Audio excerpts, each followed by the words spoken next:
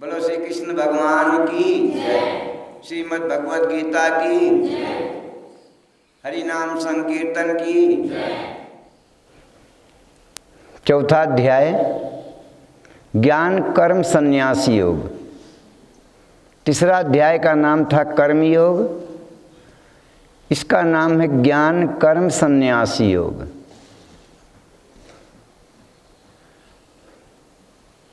श्री भगवान ने कहा, इमं विवस्वते योगम प्रोक्तवान अहम अव्ययम विवस्वान मन में प्राह मनुरिच्छ्वाक्वे अब्रवीत। श्री भगवान ने कहा,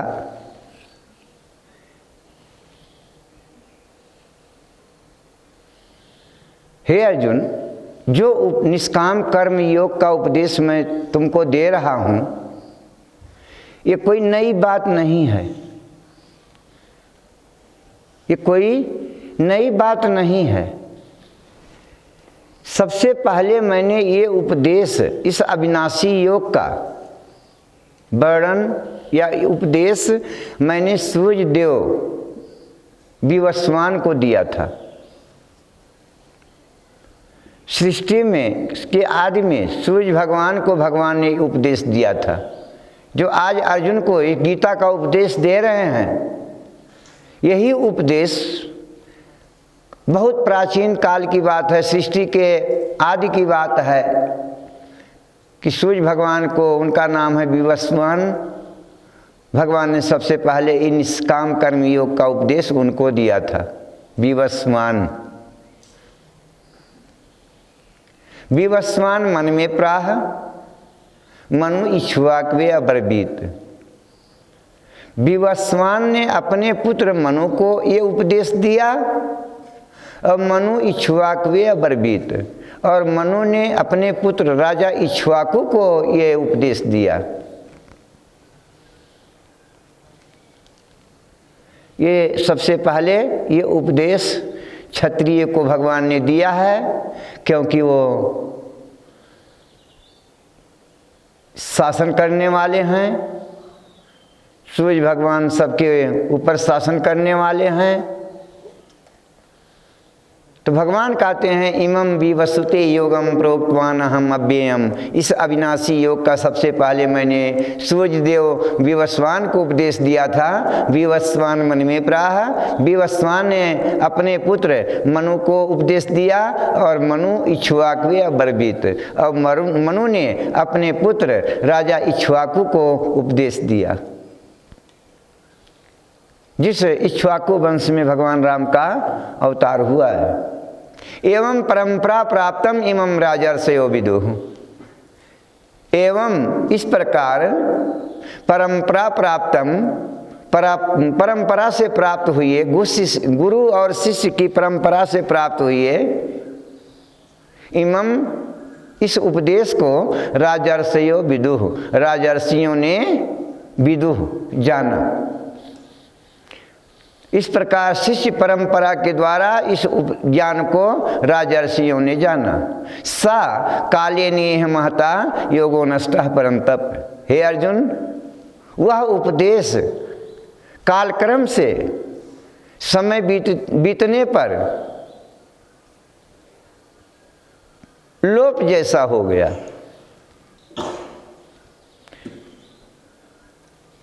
क्यों लोप हो गया? क्योंकि ये निष्काम कर्म के अंदर जैसे जैसे आगे बढ़ते गए, लोगों ने अपनी सकामता का प्रदर्शन उसमें लगाते गए। निष्कामता के अंदर अपनी स्वार्थ वाली कुछ अंश जोड़ते गए, निष्कामता से हटते गए। होते होते क्या हुआ है कि निष्कामता का जो स्कूल था वो बंद ही हो गया। एवं परंपरा प्राप्तम इमं राजर्षयो विदुः। ये गुरु शिष्य परंपरा से ये ज्ञान प्राप्त होता है, किताबी पढ़ाई से, अपने अनुभव से ये ज्ञान प्राप्त नहीं होता है। और राजर्षयो विदुः, पहले के राजर्षियों ने ऐसे ही जाना है, लेकिन कालक्रम से भोग की भावना पढ़ने पर वो निष्काम कर्म योग जो है लोप हो गया। सा ये वायम मया तेदी योग प्रोक्ता पुरातनः भक्तो अस्मि सखा चेति रहस्यम एतत्तमम्। हे अर्जुन, सा यो अयम, वही मैं सायवायम मया प्रोक्तम, मेरे द्वारा कहा जा रहा है, इस पुरातन योग को, निष्काम कर्म योग को मैं तुम्हारे आगे पुनः क्यों कह रहा हूं कि भक्तो अस्मि सखा चेति रहस्यम ही एतत् उत्तमम। ये उपदेश बहुत उत्तम उपदेश है और बहुत रहस्यमय है। ये जो उपदेश मैं दे रहा हूं उत्तम उपदेश है और बहुत रहस्यमय है। जो उत्तम बात होती है, रहस्यमयी बात होती है, वो सबके आगे खुलती भी नहीं है। तो भक्तो अस्मि, तू मेरा भक्त है, तो भक्त के आगे छिपता नहीं है। और अगर भक्त के आगे कहीं कुछ छिप भी रहा है तो सखा चेती, तू मेरा सखा भी है, तू मेरा मित्र भी है और तू मेरा भक्त भी है। इसलिए इस उत्तम रहस्य को मैं तुम्हारे आगे खोल रहा हूं। अर्जुन बोला, अच्छा सवेरे से और कोई नहीं मिला क्या? हम ही मिल रहे हैं। अपरम भवतो जन्म परम जन्म विवस्वतः कथम ये तद बीजानियाम तुमादो प्रोक्तवानी थी। भाई तुम्हारा जन्म तो हमारे बराबर का है, अपरम भवतो जन्म अभी अभी का है, और परम जन्म विवस्वतः, और सूर्य देव विवस्वान का जन्म तो बहुत करोड़ों वर्ष पहले की बात है। ये जो बोल रहे हो ये तो करोड़ों वर्ष पहले की बात है, और तुम तो हमारे सामने के अभी अभी के हो, मोछदाढ़ी भी अभी नहीं आया है।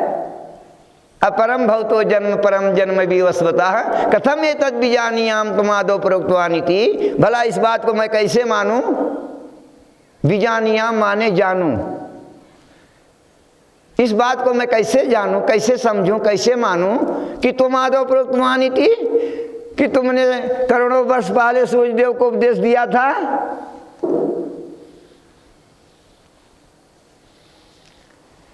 असल में भगवान के शब्द में अर्जुन को कोई शंका नहीं है। ये तो हम लोगों की शंका को लेकर के अर्जुन एक सवाल कर रहे हैं कि अपरम भवतो जन्म, आपका जन्म तो अभी अभी का है, और परम जन्म विवस्वतः, सूर्यदेव विवस्वान का जन्म बहुत प्राचीन है। तो कथम एतद् बीजानियाम, मैं इस बात को कैसे मानूं कि तुमादो प्रोक्तवानी थी, कि जो आप कह रहे हैं आपने सबसे पहले उपदेश दिया था।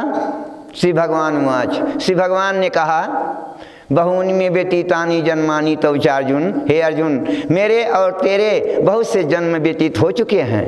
तानि हम वेद सर्वाणी ना तुम वेद परम तप। उन सारी बातों को मैं जानता हूँ कि कब कब कहाँ कहाँ किन किन रूपों में हम लोगों ने जन्म लिया है, क्या क्या किया है, अभी का भी जान रहा हूँ, आगे भी कहाँ कहाँ जन्म लेके हम लोग क्या क्या करेंगे, सब हम जानते हैं। न तुम वेद परम तप। हे अर्जुन, लेकिन तू इन बातों को नहीं जानता।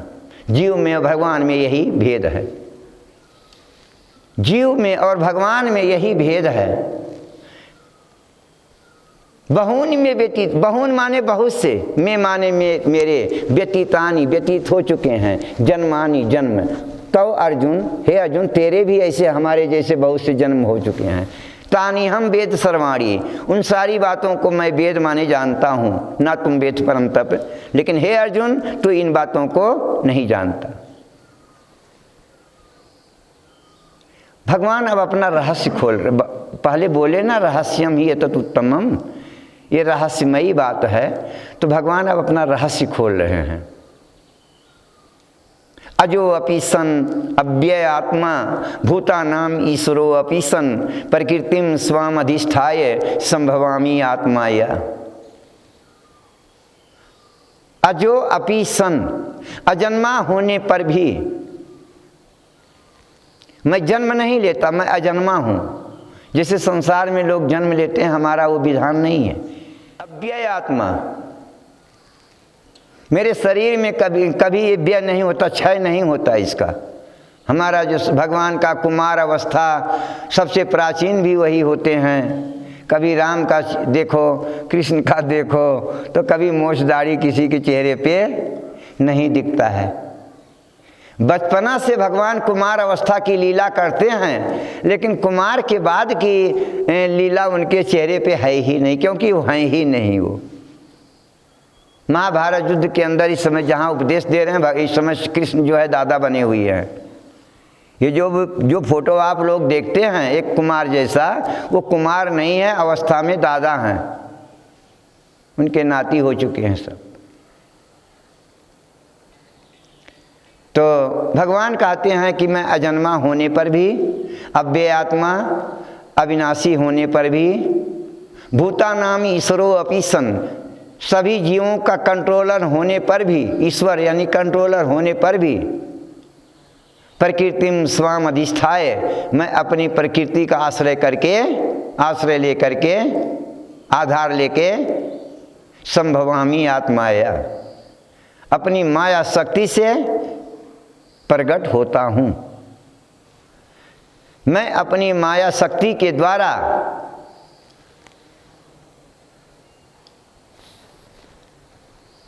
योग माया की शक्ति से, योग माया के द्वारा इस संसार में प्रकट होता हूँ। मैं अजन्मा हूँ, अविनाशी हूँ, सभी जीवों का कंट्रोलर होने पर भी मैं अपनी योग माया से संसार में अवतरित होता हूँ। कब होते हैं? यदा यदा ही धर्मस्य ग्लानिर्भवति भारत अभ्युत्थानम अधर्मस्य तदात्मानं सृजामि हम। हे अर्जुन, जब जब धर्म की हानि और अधर्म की वृद्धि होती है, तब तब मैं अवतरित होता हूँ। अच्छा,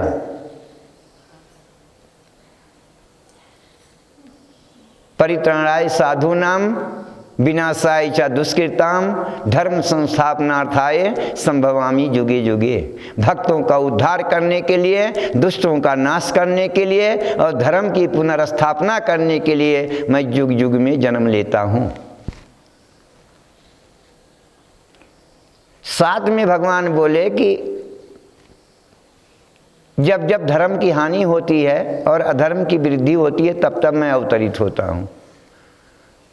यहाँ दो बात बताते हैं, अपने अवतरित होने का दो कारण बताते हैं, धर्म की हानि और अधर्म का बढ़ना। लेकिन हकीकत बात भगवान वहाँ नहीं बोल पाए। एक बात जो उनको असली बोलना था वो उसमें नहीं आ पाया, इसलिए 8वां श्लोक जो है उस बात को लेकर के ज़्यादा है। वो क्या है जो उसमें नहीं आ पाया, यहाँ पहले आ गया। परित्राणाय साधूनाम, परित्राणाय साधूनाम, भक्तों का उद्धार करने के लिए। जो भक्त रात दिन उनको देखने के लिए, मिलने के लिए, बोलने के लिए तरस रहे हैं, यदि भगवान ऐसा अवतरित नहीं होते हैं मतलब, तो फिर उन भक्तों का सपना अधूरा ही रह जाता है। इसलिए भगवान कह रहे हैं परित्राणाय साधूनाम, भक्तों का उद्धार करने के लिए, विनाशाय च दुष्कृताम, दुष्टों का नाश करने के लिए, धर्म संस्थापनार्थाय, और धर्म की स्थापना करने के लिए, संभवामि युगे युगे, मैं युग युग में अवतरित होता हूँ। जन्म कर्म च मे दिव्यम, हे अर्जुन मेरे जन्म दिव्य हैं। दिव्य माने हम जन्म शब्द को, जैसे हम जन्म लेते हैं अपने कर्म के वशीभूत होकर के माँ के गर्भ के द्वारा, भगवान का जन्म ऐसे नहीं होता है। भगवान कर्म के वशीभूत नहीं हैं, वो अपनी इच्छा से जन्म लेते हैं, जन्म लेने की लीला करते हैं। भगवान जन्म नहीं लेते हैं, जन्म लेने की लीला करते हैं। जन्म कर्म च मे दिव्यम, मेरे जन्म दिव्य हैं, अलौकिक हैं, सांसारिक नहीं हैं, और मेरे कर्म भी दिव्य हैं, सांसारिक नहीं हैं। एवं यो वेति तत्वतः, इस प्रकार जो तत्व से जानता है, मेरे जन्म और कर्म को जो दिव्य जानता है, त्यक्त्वा देहम पुनर्जन्म नैति मामेति, सो अर्जुन, हे अर्जुन, उस शरीर को त्याग करके संसार में फिर जन्म नहीं लेता, बल्कि मुझको प्राप्त हो जाता है। मामेति, मुझको प्राप्त हो जाता है। जन्म कर्म च मे दिव्यम एवं यो वेति तत्वतः त्यक्त्वा देहम पुनर्जन्म नैति मामेति, सो अर्जुन, जो मेरे जन्म को और मेरे कर्म को दिव्य जानता है, उसका संसार में फिर जन्म नहीं होता, बल्कि वो मेरे को प्राप्त हो जाता है।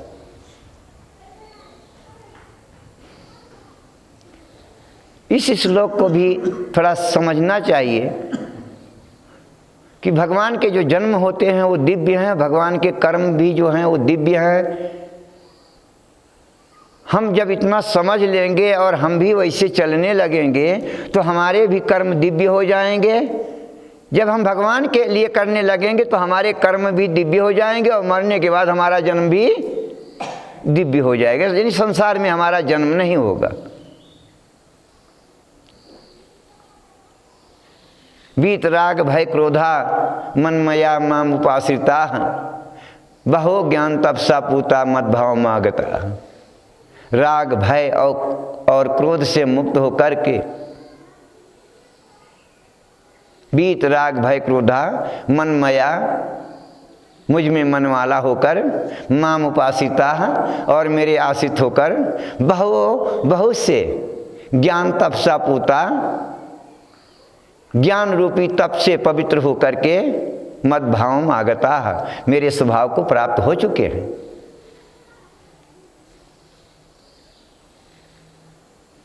किस रूप में आप मिलते हैं? ये यथा माम प्रपद्यन्ते तांस तथैव भजामि हम, जो जिस भाव से मुझको भजता है मैं उसी भाव से उसको मिलता हूँ।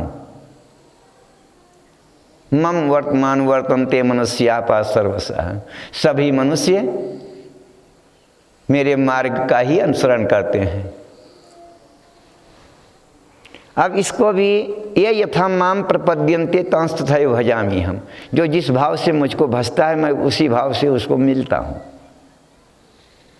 बदला की बात है इसमें।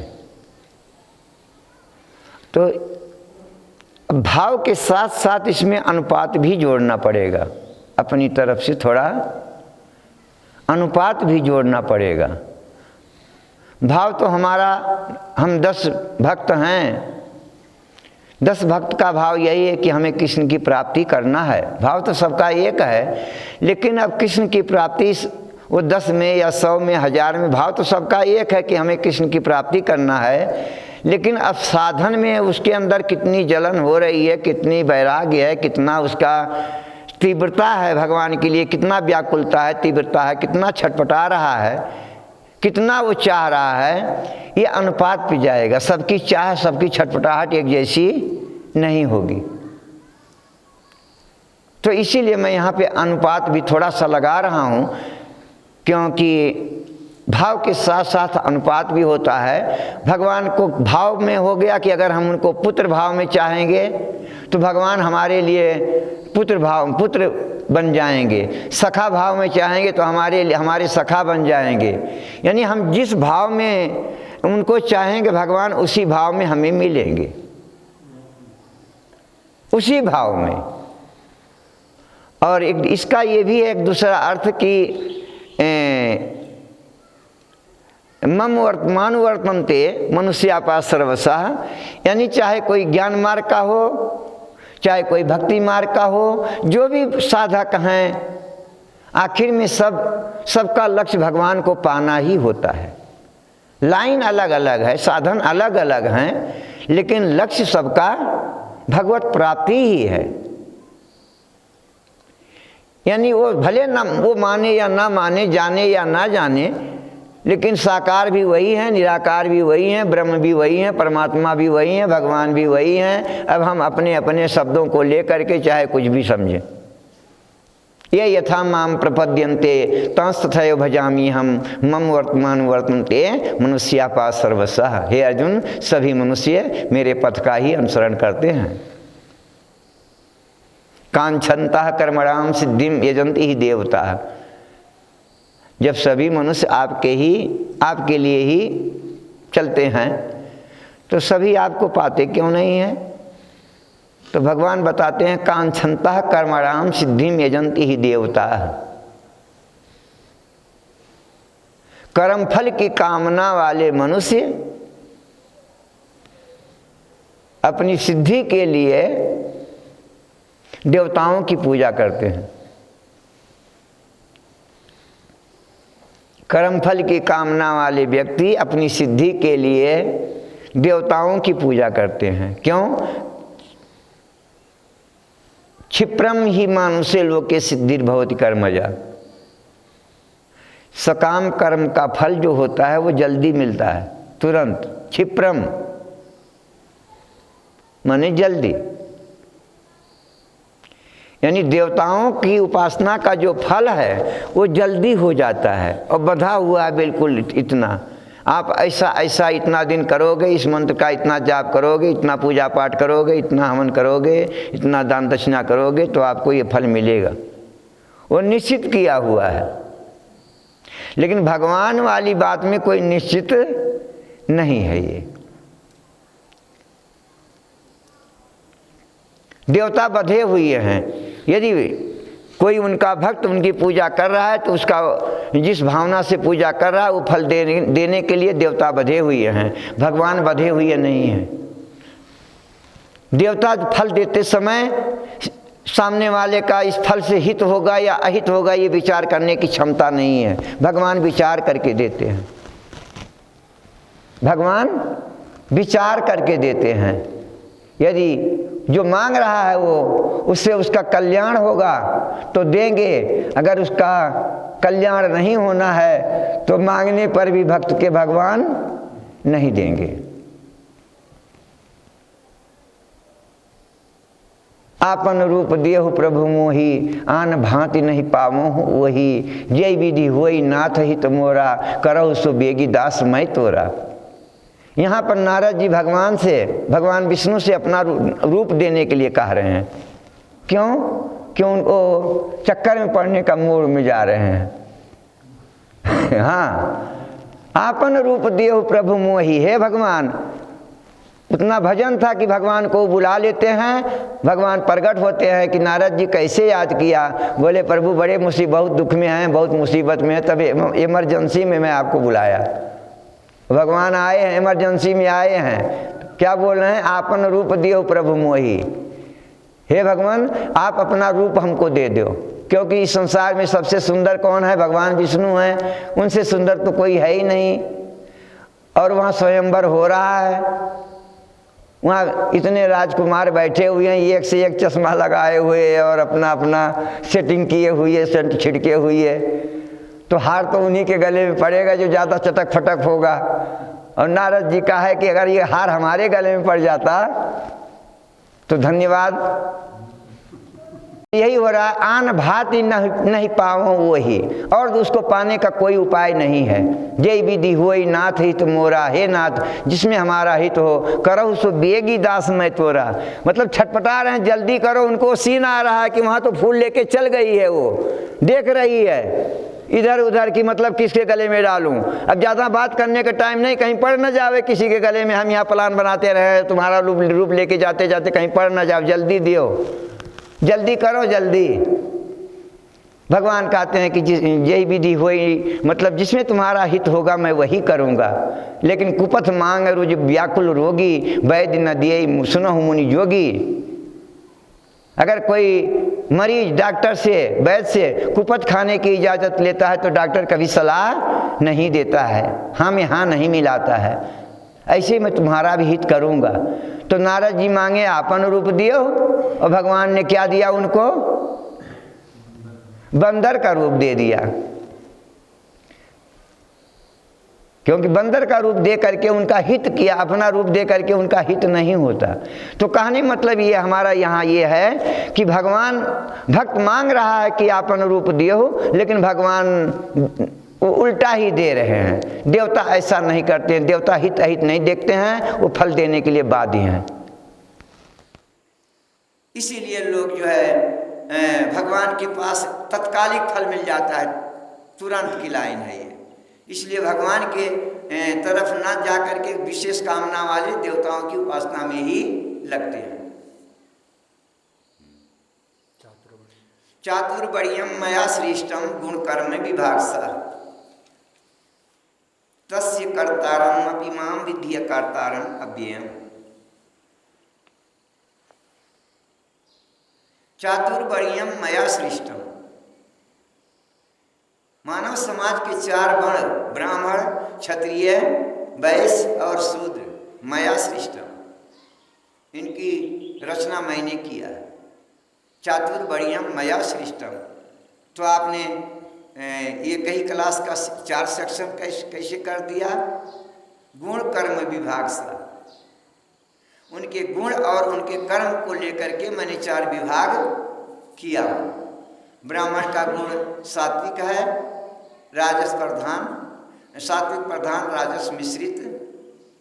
क्षत्रिय का राजस प्रधान और सतोगुण तमोगुण मिश्रित। वैश्य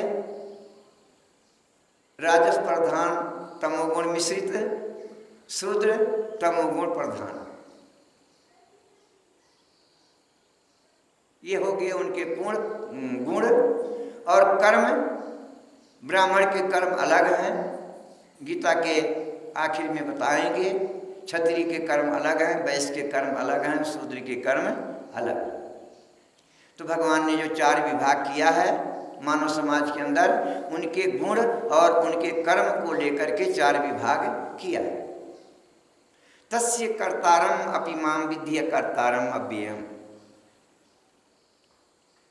उसका कर्ता होने पर भी, यानी 4 वर्ण का कर्ता होने पर भी मुझ अविनाशी को तू अकर्ता ही जान। कर्ता होने पर भी तू अकर्ता ही जान। विद्धि अकर्तारम, तू अकर्ता विद्धि जान, क्योंकि मैं कर्ता नहीं हूं। अब इसमें करना तो है ही नहीं, जो जैसा है मैं वैसे कर देता हूं। उसके गुण और उसके कर्म के अनुसार मैं 4 विभाग कर दिया, इसमें मेरा कोई कर्तापन का कोई बात है ही नहीं। मैंने नहीं किया, वो जैसा उनका गुण है, जैसा उनका कर्म है, वैसे ही मैंने 4 विभाग कर दिया। इसलिए मैं कर्ता हो करके भी अकर्ता हूं। नमाम कर्माणि लिम्पन्ति नामे कर्म फले अस्पृहा इति माम यो अभिजानाति कर्म भिन्ना स बध्यते। नमाम कर्माणि लिम्पन्ति, लिम्पन्ति माने बांधते, लिपायमान करते। ना माने नहीं, में माने मुझे, कर्माणि माने कर्म। कर्म मुझे बांधते नहीं है। अरे आप क्या बात कर रहे हो? जब कर्म सबको बांधते हैं तो आपको क्यों नहीं बांधते? नामे कर्म फले अस्पृहा, क्योंकि कर्मफल में हमारी कोई अस्पृहा यानी कामना नहीं है। यानी कर्मफल की कामना करना ही बंधन है, और कर्मफल की कामना से मुक्त हो जाना मुक्ति है। तो भगवान कहते हैं मुझे कर्म नहीं बांधते। क्यों नहीं बांधते? क्योंकि मुझे कर्मफल की कोई अस्पृहा कामना नहीं है, यानी मैं निष्काम भाव से कर्म करता हूं। इति माम यो अभिजानाति, इति माम यो अभिजानाति, मेरे लिए जो ऐसा मेरे बारे में समझता है, कर्म भिन्ना स बध्यते, वो भी कर्म से नहीं बनता। मेरे बारे में जो ऐसा जानता है वह भी कर्म से नहीं बनता है। मतलब जब हम इस बात को समझ लेंगे कि भगवान कर्म से नहीं बनते। क्यों नहीं बनते? क्योंकि कर्म में भगवान की कोई कामना नहीं है, कर्मफल से उनकी कोई कामना नहीं है। बंधने का कारण वही है, कर्मफल की कामना करना बंधना है, और कर्मफल की कामना न करना बंधना नहीं है। तो जो भक्त ऐसा जान लेता है तो वो भी ऐसा बंधने वाला कर्म नहीं करता है। जो भक्त होता है भगवान के लिए करता है, जो कुछ करता है भगवान के लिए करता है, यानी बंधने वाला कर्म नहीं करता।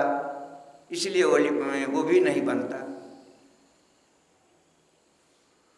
एवं ज्ञात्वा कृतं कर्म पूर्वैरपि मुमुक्षुभिः कुरु कर्मैव तस्मात् पूर्वैः पूर्वतरं कृतं। पूर्वैरपि मुमुक्षुभिः, मुमुक्षु पुरुषों ने इसी ज्ञान के द्वारा कर्म करके मुक्ति लाभ किया है, इसलिए तू भी ऐसा ही कर। मुमुक्षु भी मतलब जो अपना कल्याण करने वाले, संसार से मुक्ति चाहने वाले। एवं ज्ञात्वा कृतं कर्म पूर्व अपि मुमुक्षु भी, पूर्व के मुमुक्षु पुरुषों ने इसी ज्ञान के द्वारा कर्म करके संसार से मुक्त हुए हैं। कुरु कर्मैव तस्मात् त्वं पूर्वैः पूर्वतरं कृतं, इसलिए जैसे तुम्हारे पूर्वजों ने जो जिस ज्ञान के द्वारा कर्म किया है और मुक्ति लाभ किया है, तुम भी उन्हीं पूर्वजों के जैसा ही कर्म करके मुक्ति लाभ करो। किम कर्म किम अकर्म इति कवयो अप्यत्र मोहिता। कर्म क्या है, अकर्म क्या है, कवयो अत्र मोहिता। कवया माने विद्वान, बड़े बड़े विद्वान भी, अपि माने भी, अत्र माने इस विषय में, मोहिता माने मोहित हैं।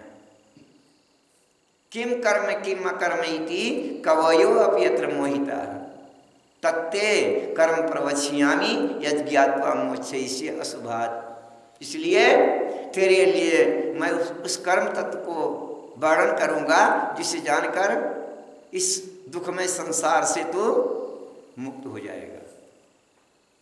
यहाँ भगवान इस संसार को क्या बोल रहे हैं, अशुभात।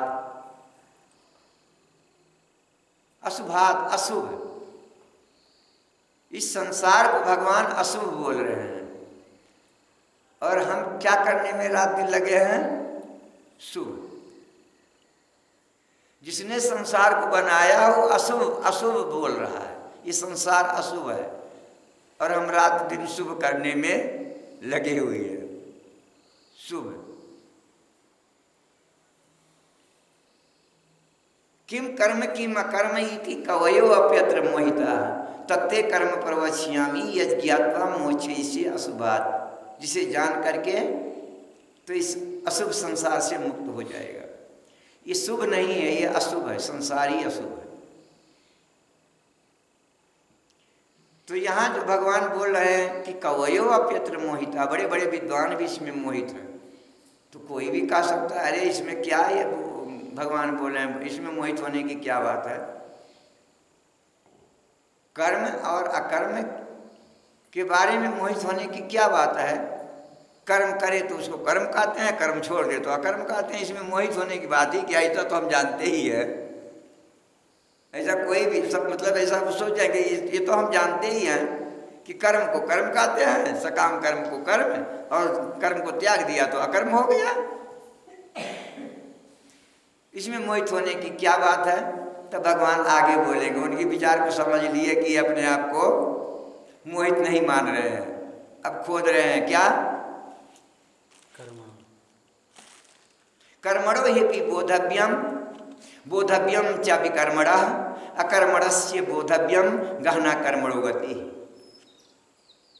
कर्मणो हि बोधव्यम, बोधव्यम माने जानना चाहिए, कर्म के तत्व को जानना चाहिए। बोधव्यम च विकर्मणः, विकर्म के तत्व को भी जानना चाहिए। अकर्मणस्य बोधव्यम, अकर्म के तत्व को भी जानना चाहिए। गहना कर्मणो गति, क्योंकि कर्म का तत्व बहुत ही गहन है, बहुत सूक्ष्म है। वहाँ भगवान बोले कर्म क्या है और अकर्म क्या है, बड़े बड़े विद्वान भी मोहित हैं। अब यहाँ खाली यहाँ तीन बात बता रहे हैं कि कर्म को भी जानना चाहिए और विकर्म को भी जानना चाहिए और अकर्म को भी जानना चाहिए।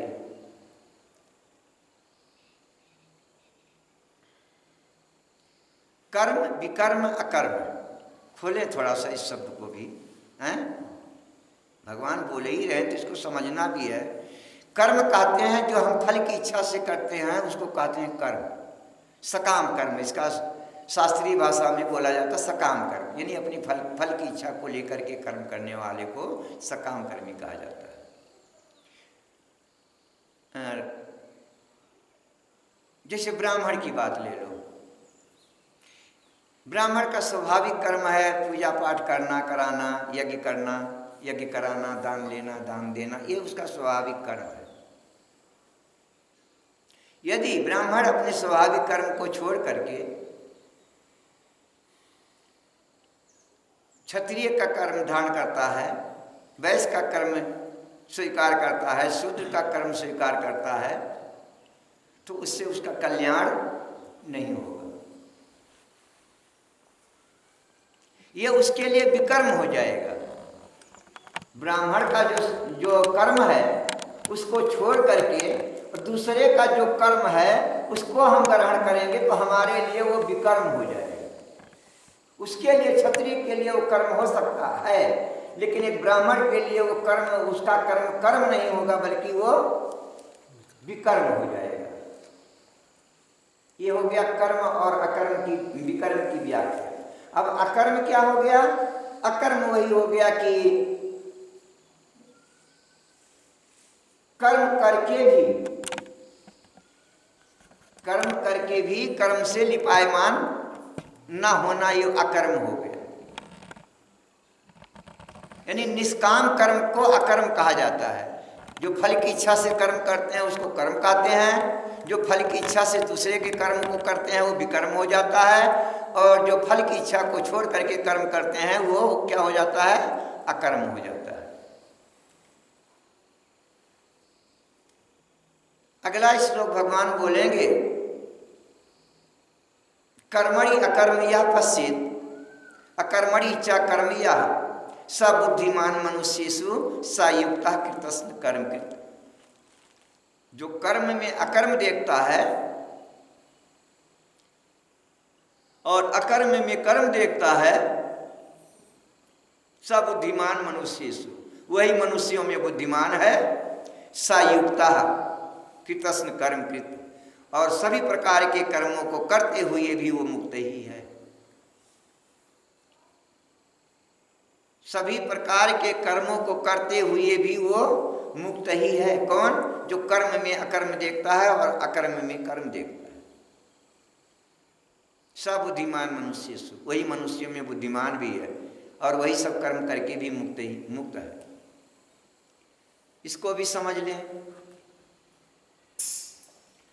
कर्म में अकर्म देखना और अकर्म में कर्म देखना, यहाँ विवेक की जरूरत है।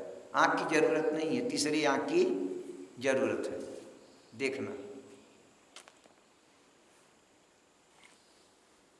कर्म में अकर्म देखना।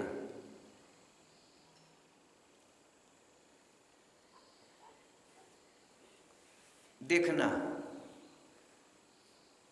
कर्म में अकर्म देखना है।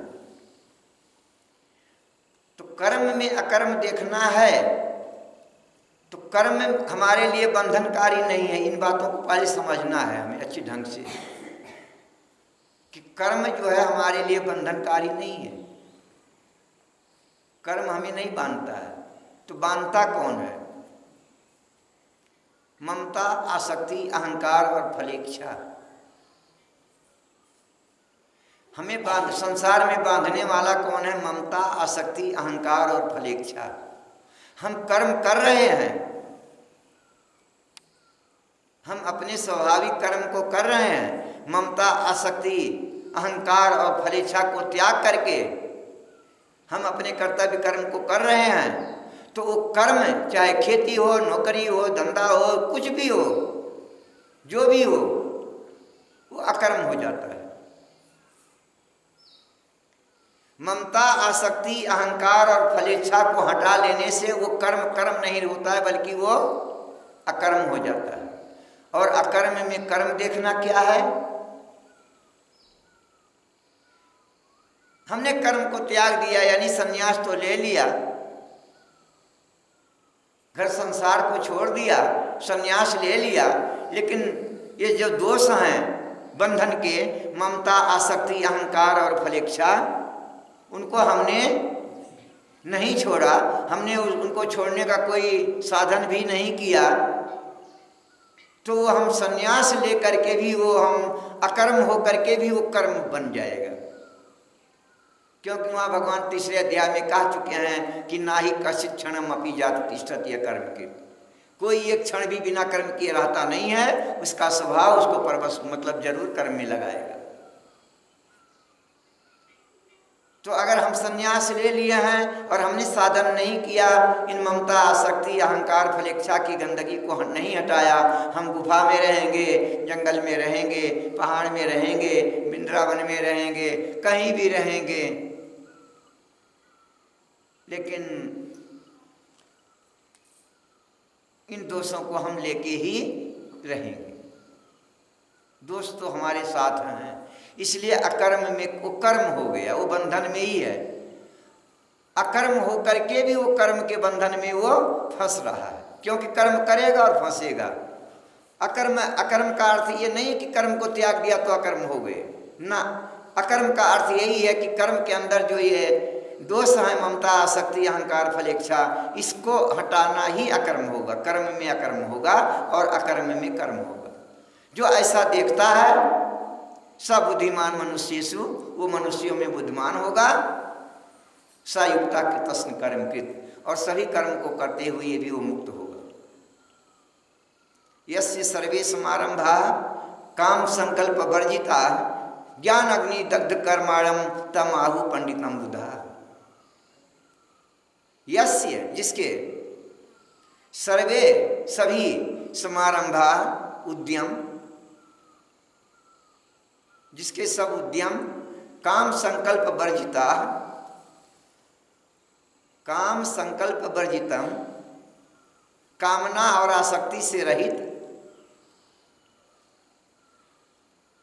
यस्य सर्वे समारंभा काम संकल्प वर्जिता ज्ञान अग्नि दग्ध कर्माणम, ज्ञान अग्नि दग्ध कर्माणम, ज्ञान रूपी अग्नि से भस्म हुए कर्म वाले को आहु पंडितम बुधा, बुद्धिमान लोग भी उसको पंडित बोलते हैं, ज्ञानी लोग भी उसको पंडित बोलते हैं। किसको? ज्ञान अग्नि दग्ध कर्माणम, जिसने ज्ञान रूपी अग्नि के द्वारा जिसके संपूर्ण संसार के सभी कर्म बंधन मुक्त हो जाते हैं, तम आहु पंडितम बुधा, पंडित बुद्धिमान भी उसको पंडित बोलते हैं। यस सर्वे समारंभा काम संकल्प वर्जिता। अगर आप ध्यान दो तो जहां जो भी भगवान उपदेश दे रहे हैं, कोई भी श्लोक, उसमें ज्यादा करके यही काम काम कामना कामना कामना कामना कामना, शुरू से ले आखिर तक ये शब्द निकलता ही रहता है। यानी कामना करना हमारे लिए बहुत ही बंधनकारी है, इसलिए भगवान बार बार इस शब्द का प्रयोग कर रहे हैं, और संसार में सब कामना से लिप्त ही भी है। तो यस्य सर्वे समारंभा काम संकल्प वर्जिता ज्ञान अग्नि दग्ध कर्माणम तम आहु पंडितम बुधा। त्यक्त्वा कर्म फला संगम, यहाँ भी वही कामना की त्याग की बात आ रही है कि त्यक्त्वा कर्म फला संगम, कर्मफल की आसक्ति को त्याग कर नित्य तृप्तो निराश्रया कर्मणि अभिपरिवृत्तो अपि नैव किंचित करोति स। त्यक्त्वा कर्मफला संगम, कर्मफल की आसक्ति को त्याग कर नित्य तृप्ता, नित्य अपने में तृप्त, निराश्रया संसार के आश्रय से रहित, कर्मणि अभिपरिवृत्ता अपि, कर्म में लगा होने पर भी, कर्म में लगे रहने पर भी नैव किंचित करोति स, वो कुछ करता नहीं। कर्म में लगा भी है वो, ऐसा नहीं कि कर्म नहीं कर रहा है, फिर भी नैव किंचित करोति स, वह कुछ भी नहीं करता। क्यों नहीं करता? क्योंकि वो कर्ता मानता ही नहीं, तो फिर कर्ता कहाँ से होता है? वो तो अपने कर्तव्य का पालन करता है, वो करता नहीं है, वो अपने कर्तव्य का पालन करता है। इसलिए वो बनता नहीं है। कृत्वा पिसा निबध्यते त्यक्त्वा कर्म फलासंगम नित्य तृप्तो निराश्रया कर्मणि अभिपरिवृत्वपि नैव किंचित करोति सः, वह कुछ नहीं करता। निराशीर यत चित्तात्मा त्यक्त सर्व परिग्रह शारीरम केवलम कर्म कुर्वन् न आपनोति क्लेशम। फल की कामना से रहित, निराशी माने फल की कामना से रहित, यत चित्तात्मा जिसने अपने शरीर मन को वश में कर लिया है, त्यक्त सर्व परिग्रह संग्रह की भावना को जिसने त्याग दिया है, कल के बारे में जो फिक्र नहीं करता है,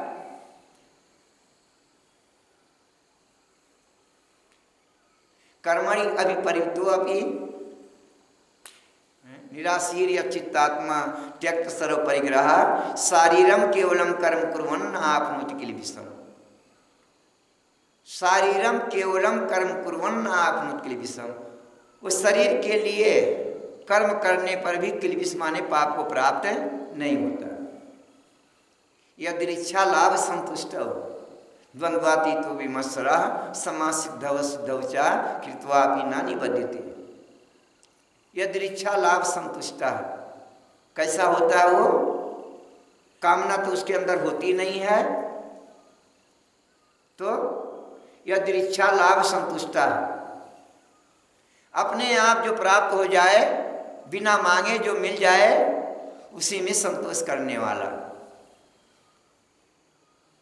द्वंद्वातीतो विमत्सरः, द्वंद्वातीतो द्वंद्व से अतीत, विमत्सरः ईर्ष्या से रहित, समासिद्धौ असिद्धौ च सिद्धि असिद्धि में समान रहने वाला, कृत्वा अपि न निबध्यते कर्म करने पर भी नहीं बनता। गत संगस्य मुक्तस्य ज्ञानावश्येत्साह यज्ञायाचरतः कर्म समग्रम प्रविलीयते। गत संगस्य संसारी कामना से रहित, मुक्तस्य मुक्त पुरुष के ज्ञानावश्येत्साह ज्ञान में स्थिर चित्त वाला, ज्ञान में स्थिर चित्त वाला, यज्ञायाचरता कर्म, यज्ञायाचरता कर्म भगवान के लिए कर्म करने से समग्रम प्रविलीयते,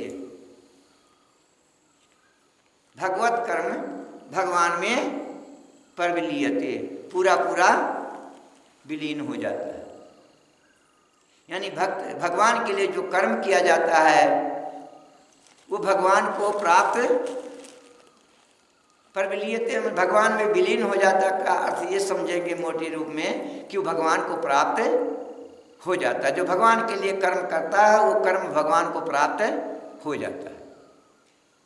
ब्रह्मार्पणम ब्रह्म हविर ब्रह्माग्नो ब्रह्मणाहुतम ब्रह्मयोतेन गंतव्यम ब्रह्म कर्म समाधिना।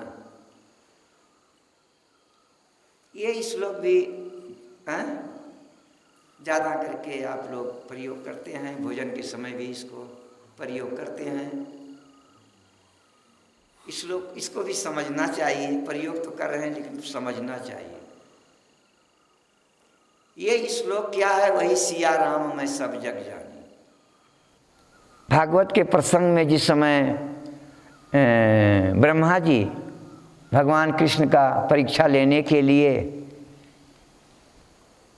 भगवान ग्वाल बालों को लेकर के बैठ करके दोपहर का भोजन कर रहे हैं, ब्रह्मा जी ऊपर से देख रहे हैं। क्या देख रहे हैं कि ऐसे कृष्ण बैठे हुए हैं, चारों तरफ उनके सखा भी बैठे हुए हैं, हाथ में रोटी पकड़े हुए हैं, ऊपर से मक्खन है, उसके ऊपर मक्खन है, एक हाथ में मिर्ची का अचार इसमें फंसा हुआ है, दूसरे में आम का अचार फंसा हुआ है, तीसरे में कोई और अचार फंसा हुआ है। मतलब यानी जितने प्रकार के अचार हैं, इन एक एक आइटम एक एक उंगलियों में, ऐसे उंगली है ना ये, तो इन उंगलियों में एक एक आइटम फंसाए हुए हैं। मिर्ची का अचार इसमें है, तो आम का इसमें है, ऐसे नींबू का इसमें है। इस प्रकार अलग अलग अचार जो है इसमें फंसाए हुए हैं और उसके ऊपर रोटी रखे हैं, उस पर मक्खन रखे हैं, खा रहे हैं। कोई दूसरा ग्वाल बोलता है कि एक आना ये वो खाया, वो भी कैसे खा रहा है, तो उसको अच्छा लगा, उस ग्वाल बाल को बहुत अच्छा लगा वो खाना, तो बोलता है वो खाते खाते वो निकाल करके कृष्ण के मुंह में डालता, तो ये खा ले दिया, कितना कितना अच्छा है, और भगवान खा रहे हैं। यानी हाथ में वो पकड़े हैं और उसका वो जूठन वो खिला रहा है और खा रहे हैं। ब्रह्मा जी देख रहे हैं, बोले ये क्या है? ये तो मैं, लोग बोलते हैं कृष्ण भगवान है, भगवान है, क्या यही भगवान है जिसको मैं देख रहा हूँ? ये तो कोई ऐसे ही पक्का दिख रहा है ये। प्रचारक आखिर में ब्रह्मा जी ने मौका देखा इधर खाते हुए बच्चों को, उन्होंने सारे जितने उनके गायें थी सारा उन्होंने चुरा लिया। भगवान की परीक्षा के लिए उन्होंने चुरा लिया। भगवान भी समझ गए कि ब्रह्मा हमारा टेस्ट तिमाही परीक्षा लेने के लिए आया है, टेस्ट लेने के लिए। भगवान ने तुरंत ब्रह्मा यानी सारे गायों को और ग्वाल बालों को चुरा के लेके चले गए, और भगवान तुरंत जितनी गायें थी और जितने ग्वाल बाल थे, जिनका जैसा रूप था, जिनका जैसा चाल ढाल था, पशुओं का भी जिसका जैसा स्वभाव, जिसकी जैसा कलर, जिसके गले में जैसा रस्सी, जिसके गले में जैसा घंटी, ग्वाल बालों के हाथ में भी जिसका हाथ में जैसा डंडा, जिसका जैसा कपड़ा, यानी इस सारा का सारा आइटम भगवान बन गए। खाली वो गाय और बछड़ा बालक ही नहीं बने कि गाय बछड़ा बालक ही बन गए, ग्वाल बाल ना ना, इतना ही नहीं बने। ये तो चेतन है, ये गाय बछड़े बालक ये तो चेतन है, लेकिन जड़ भी भगवान बन गए। जड़ माने बच्चों के कपड़े, उनके लकड़ी, उनके जो कुछ सामान उनके हाथ में है जड़, वो भी बन गए, और गायों के भी जो घंटी या रस्सी या जो कुछ उनके शरीर में उनके कलर, ये सारे भगवान बन गए। तो वो जो भागवत का ये श्लोक है, ये भाव है, यही यहाँ पर व्यक्त हुआ है। वहाँ पर क्या है कि सब कुछ भगवान ही हैं। ये सालों तक ऐसे ही लीला चलती रही है, किसी को पता भी नहीं चला कि गाय चोरी हो गया, बालक चोरी हो गए, क्योंकि भगवान वैसे का वैसे बन गए और सारा काम चल रहा है। साल गुजर गया, कभी इस विषय को छोड़ो। अब तो कहने का मतलब यह है कि जैसे वहाँ पर जड़ चेतन भगवान बन गए, वैसे यहाँ पर भी ये श्लोक क्या बोल रहा? ब्रह्म अर्पणम। अर्पण किसको कहते हैं? ना ना, ब्रह्म अर्पणम ना ना, वो विषय नहीं है। यहाँ यज्ञ है, शुरुआ बोलते हैं, जो यज्ञ में अर्पण करते हैं ना, घी वगैरह को, लकड़ी का होता, शुरुआ ही बोलते हैं। तो शुरुआ भी मैं हूँ, जो कि लकड़ी का होता है, समझ गए ना? तो भगवान कहते हैं कि जो हवन में जो अर्पण करने का जो शुरुआ है वो मैं हूँ, और ब्रह्म हवि। हवि माने अग्नि, शुरुआ भी मैं हूँ, और हवन में जो अग्नि लगती है वो अग्नि भी मैं हूँ ना। हवि आहुति, हाँ अग्नि आगे आएगा, अपने आप शब्द अलग है। आहुति, आहुति जो आहुति देते हैं, तो आहुति भी मैं हूँ, वो शुरुआ भी मैं हूँ, आहुति भी मैं हूँ, और जिसमें देते हैं अग्नि, वो अग्नि भी मैं हूँ। ब्रह्मार्पणम ब्रह्म हवि ब्रह्माग्नो ब्रह्मणाहुतम, ब्रह्मणाहुतम। और जो हवन करने वाला ब्राह्मण है वो भी मैं हूँ। ब्रह्मयो तेन गंतव्यम, ब्रह्म यो तेन गंतव्यम, ब्रह्म कर्म समाधिना। इस प्रकार जो ब्राह्मण ब्रह्म कर्म समाधिना, यानी भगवान के कर्म में लगा हुआ है, तो उसको क्या मिलेगा? उसका फल। ऐसा जान करके कि सब कुछ भगवान है, वासुदेवा सर्वमिति, ऐसा मान करके मानने वाला ब्राह्मण जो कर्म कांड कर रहा, उसका फल क्या है? ब्रह्मार्पणम ब्रह्म हवीर ब्रह्माग्नो ब्रह्मणाहुतम ब्रह्मयो तेन गंतव्यम। ब्रह्म कर्म समाधिना ब्रह्मयो तेन गंतव्यम, वो ब्रह्म को ही प्राप्त करता है। इस कर्म का फल है ब्रह्म को प्राप्त करना। वो ब्राह्मण जो है उस ब्रह्म को प्राप्त करता है, जो ऐसा इन भावों को समझ लेता है कि सब कुछ भगवान ही हैं। ब्रह्म कर्म समाधिना ब्रह्मयो तेन गंतव्यम।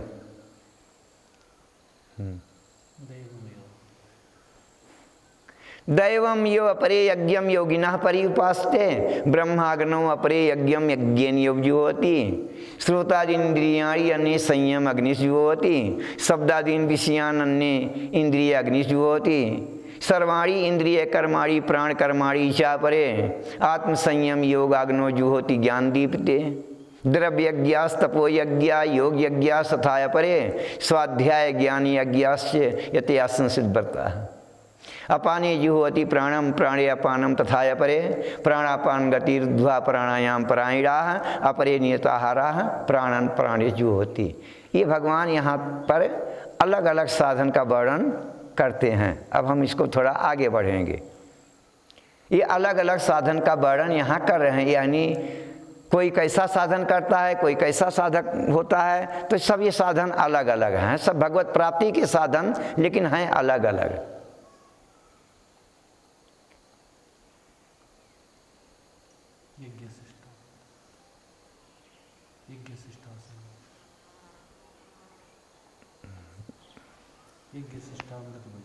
यज्ञ शिष्टामृत भुजो यान्ति ब्रह्म सनातनम। यज्ञ शिष्ट अमृत भुजा, यज्ञ से बचे अमृत का पान करने वाले यान्ति ब्रह्म सनातनम, उस सनातन ब्रह्म को प्राप्त हो जाते हैं। जो यज्ञ नहीं करता है, नायम लोको अस्ति यज्ञस्य कुतो अन्यः कुरुसत्तम। हे अर्जुन, यज्ञ ना करने वाले के लिए, यानी निष्काम कर्म ना करने वाले के लिए ये लोक भी सुखदायी नहीं है, फिर परलोक कहाँ से होगा। जो निष्काम कर्म का आचरण नहीं करता है, इस संसार में भी उसे सुख नहीं मिल सकता, तो परलोक में कहाँ से सुख मिलेगा उसको। एवं बहुविधा यज्ञा वितता ब्रह्मणो मुखे कर्म जान विदितान सर्वान एवं ज्ञात्वा विमोक्ष्यसे। एवं बहुविधा यज्ञा वितता ब्रह्मणो मुखे, ब्रह्मणो मुखे वेद के मुख में, यानी वेद के द्वारा, वेद में इस प्रकार से बहुत प्रकार के यज्ञ बतलाए गए हैं। लेकिन वो यज्ञ कैसे हैं? कर्मजान विदितान सर्वान, जो कुछ बतलाए गए हैं वो कर्मजन्य हैं। वेदों में जो बताए गए हैं कर्म यज्ञ, वो सब क्या हैं? कर्मजन्य हैं, यानी वो कर्म से होते हैं। ऐसा जान करके कर्म जान विदितान सर्वान एवं ज्ञात्वा विमोक्ष्यसे, ऐसा जान करके तो संसार से मुक्त हो जाएगा।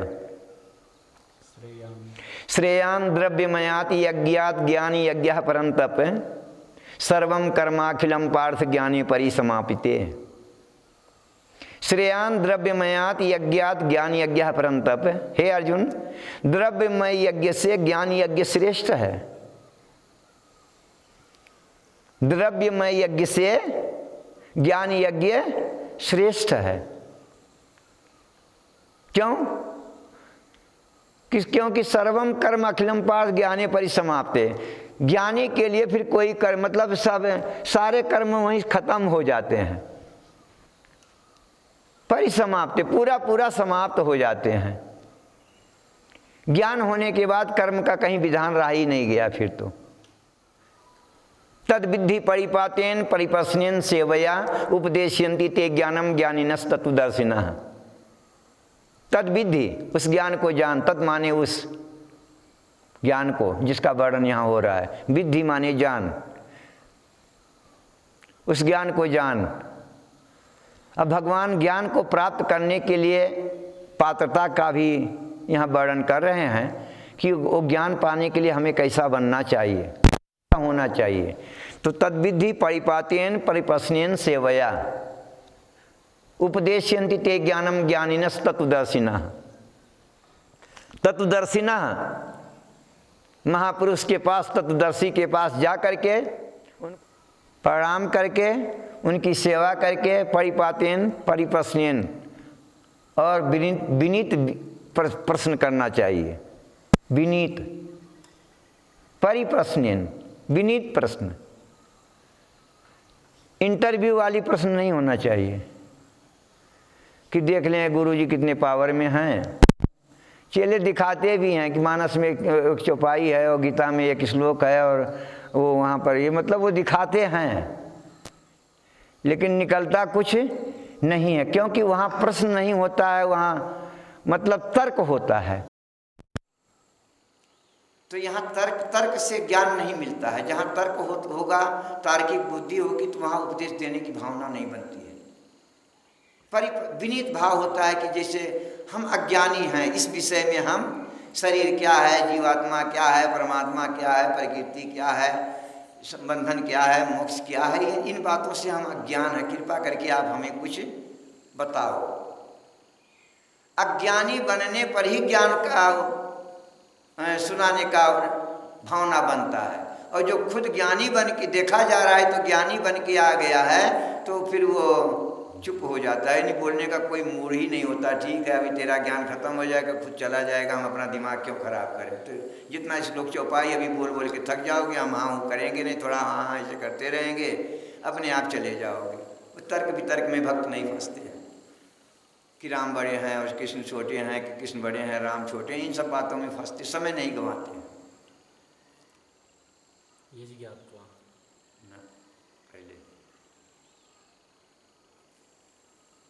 तद विधि परिपातेन परिप्रश्नेन सेवया। ज्ञान पाने के लिए गुरु के पास जा करके उनकी सेवा करके उनको प्रणाम करके और विनीत सवाल करना चाहिए। तो उपदेशयन्ति ज्ञानम ज्ञानिनस् तत्वदर्शिनः, फिर वो तत्वदर्शी ज्ञानी पुरुष तुमको उपदेश देंगे, तब तुमको उपदेश देंगे। अगर तीनों में से एक देख लेंगे कि एक नहीं है, तो तब तक उपदेश और पूरा तीनों बातों में पूरा ऐसे कहते हैं कि 12 साल रहे साधु की टोली, तब समझे एक बोली। एक दिन में नहीं पता चलता है। ये जैसे ये कई पोज लेना पड़ता है। अल्ट्रासाउंड क्या बोलते, अल्ट्रासाउंड नहीं, दूसरा जो घर करता है मशीन, कहाँ ले गए थे कृष्णा, ये मेरा पाँव के लिए क्या बोलते हैं उसको, सिटी स्कैन, MRI ना जो पूरे शरीर का वो ले लेते हैं, नहीं MRI होगा, घर आवाज़ करता है वही ना। तो उसमें क्या होता है कि मतलब कई पोज से वो लेते हैं। मान लो आप दिमाग का आप ले रहे हैं, तो इधर से भी लेंगे, इधर से भी लेंगे, वही पोज जो है कई एंगल से लेंगे उसको पकड़ने के लिए। तो ऐसे भक्त जो संत होते हैं वे भक्त को कई एंगल से लेते हैं। वैसे तत्वदर्शिना ज्ञानी पुरुष के लिए प्रणाम की और सेवा की इनकी जरूरत नहीं है, लेकिन ज्ञान पाने के लिए इनकी जरूरत है। ज्ञान तभी प्राप्त होगा जब तक उसके अंदर विनम्रता नहीं आएगा, तब तक वो ज्ञान का अधिकारी नहीं होगा। तो जैसे ये कहते हैं कि क्या ज्ञानी पुरुष को फिर यानी इनकी क्या जरूरत है, तो वास्तव में ज्ञानी पुरुष को जरूरत नहीं है, लेकिन साधक को इतना पात्र होना जरूरी होता है। जब साधक इतना पात्र बन जाता है तो गुरु पन्हा जाते हैं, फिर उनको जो कुछ होता है ज्ञान सारा का सारा उड़ेल देते हैं।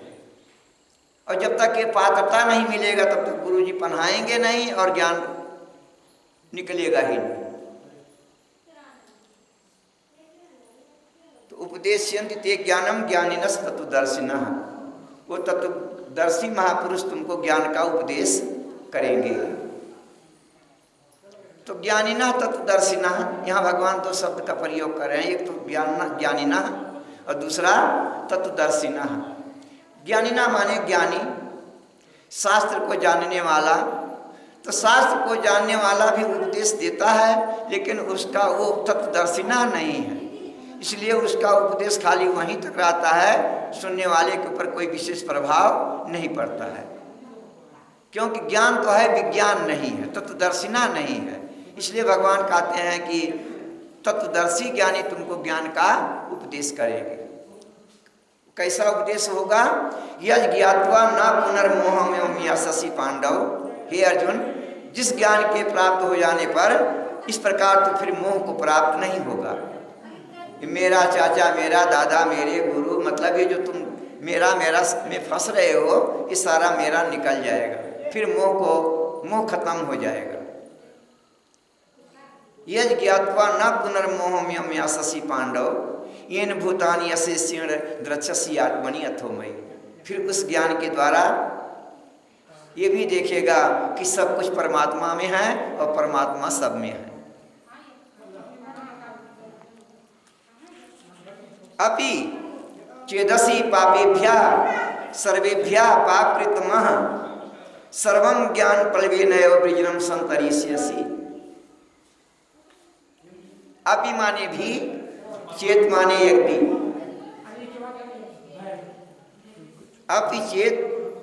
अपि चेदसि पापेभ्यः सर्वेभ्यः पापकृतमः सर्वं ज्ञान प्लवेनैव वृजनं संतरिष्यसि।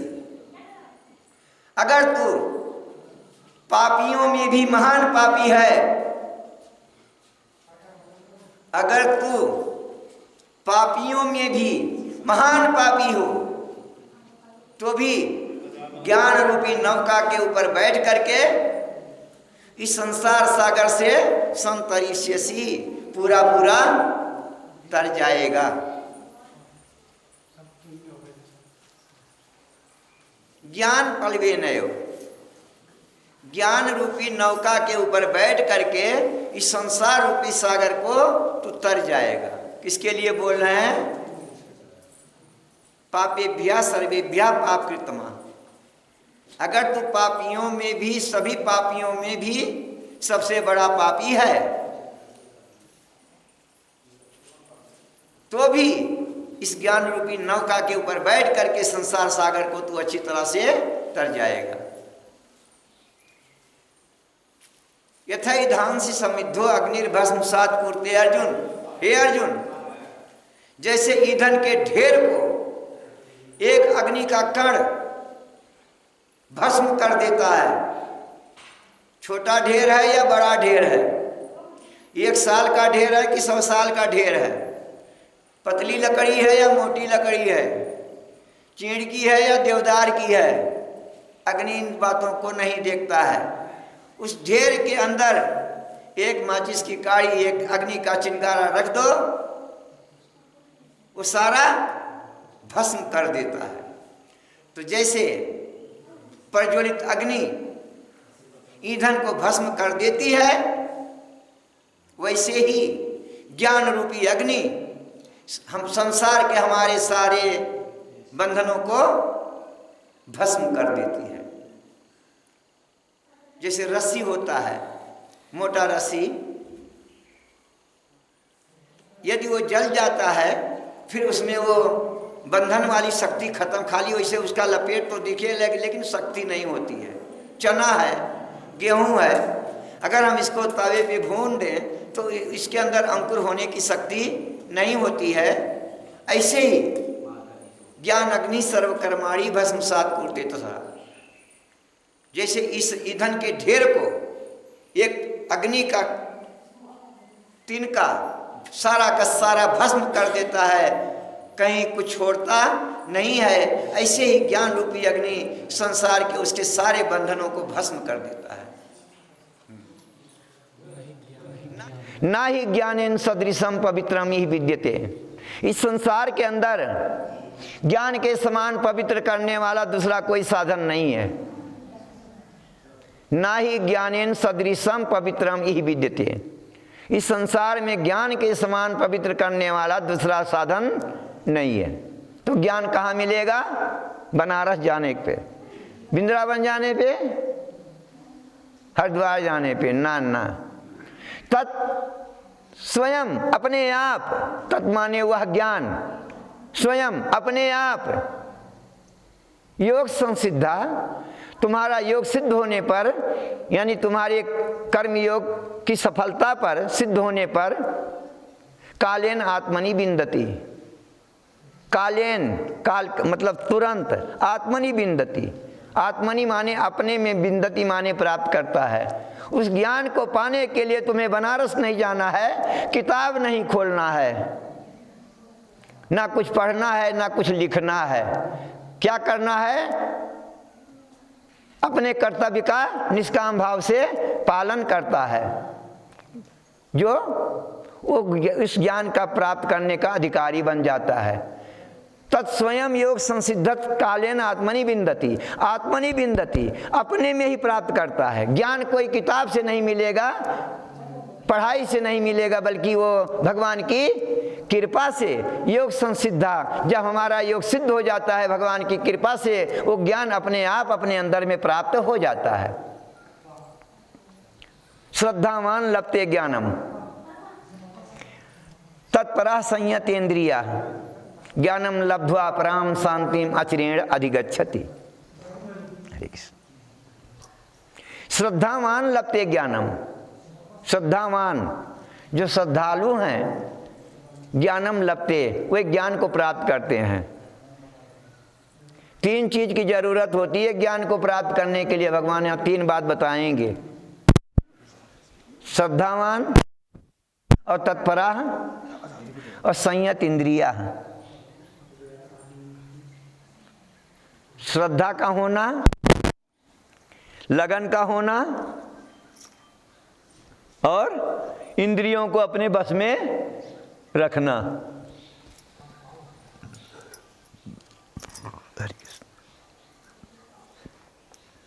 तीनों में से अगर एक भी कमी होगी हमारे अंदर, श्रद्धा की कमी हो, लगन की कमी हो,